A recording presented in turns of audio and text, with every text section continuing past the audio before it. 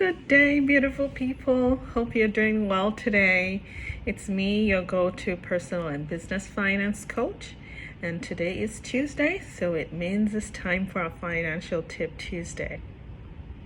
So, did you know that one of the major reasons that marriages end in divorce is due to money problems? Well, on today's financial tips, I'm going to be sharing with you some of the things that you can do to avoid money problems that can lead to a marriage breaking down. Okay, so these tips are not necessarily reserved for married couples. If you're planning to get married or you're in a relationship, you can actually start to have these conversations. Okay. So the first thing, we've been talking about budgeting. Similarly, with your spouse or your to-be spouse, you guys need to get together and discuss your budget and start setting clear financial goals as a family. Okay, remember, two have become one. Okay, it's a union, and so there's really no reason trying to separate money within your marriage.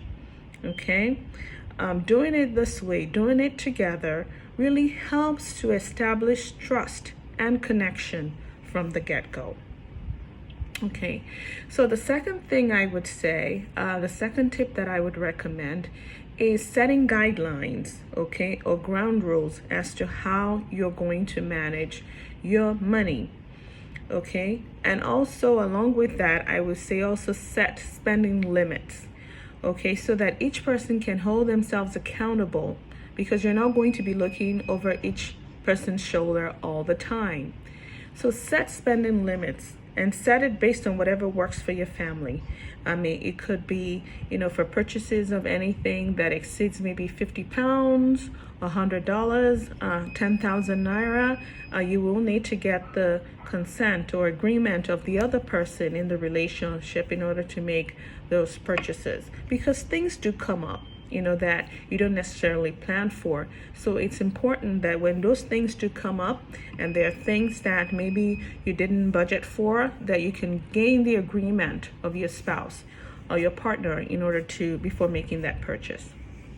Okay, so the third thing I would say, and I know there are different schools of thought on this one, but I think there's a way to do it that would make it work for both parties. So what I would say is you set up a joint account for your expenses and also a joint account for your savings. Setting up a joint account for your expenses, again, allows for visibility and transparency for the couple. Okay, and then you've already budgeted for it, so if you already planned for it, so money's coming in and the account is being diverted to, and how your bills are getting paid. Similarly, whatever it's left over for your savings, you can put into the savings account, and you can start saving for so many different things. It could be for an emergency fund, for instance, things that you don't plan for but you have to get done. You can start saving for maybe towards the purchase of a home.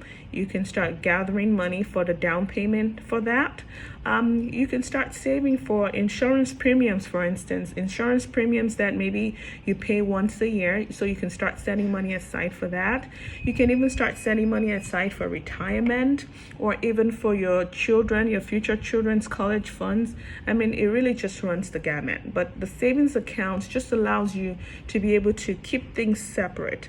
So having these two joint accounts, okay, again, it's a good way to solidify the union, making sure that everybody's on the same page.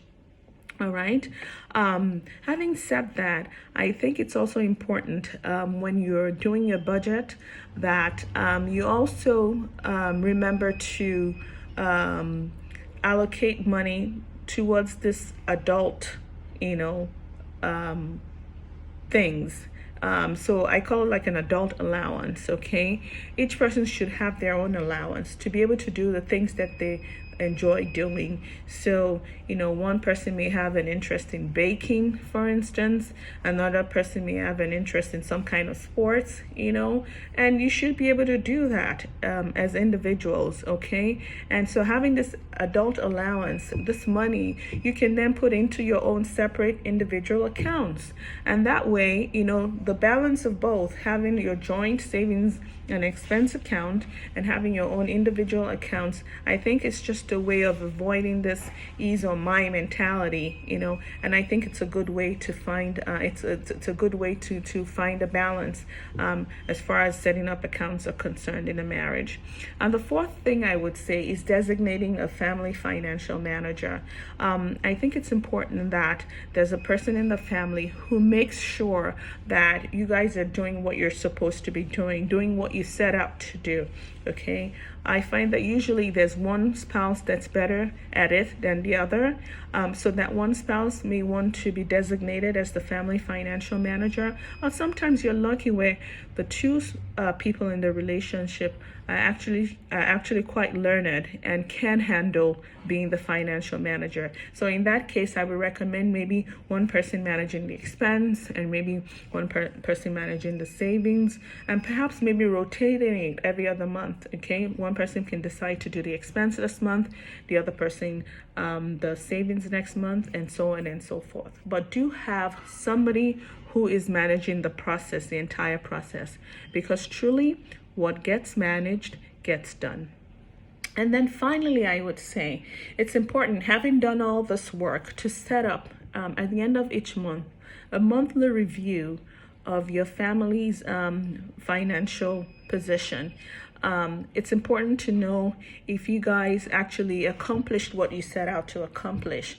So sitting together as a family to review this kind of your family balance sheet is a way, again, to continue to foster that togetherness in a relationship. It's not just about the money, but doing all these activities together, I feel, helps to solidify the union.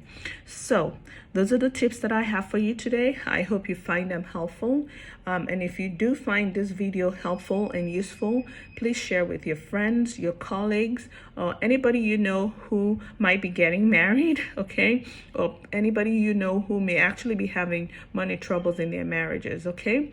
So until next time, I hope that you're putting a little bit aside for your future, and I hope you enjoy the rest of your week. Bye now.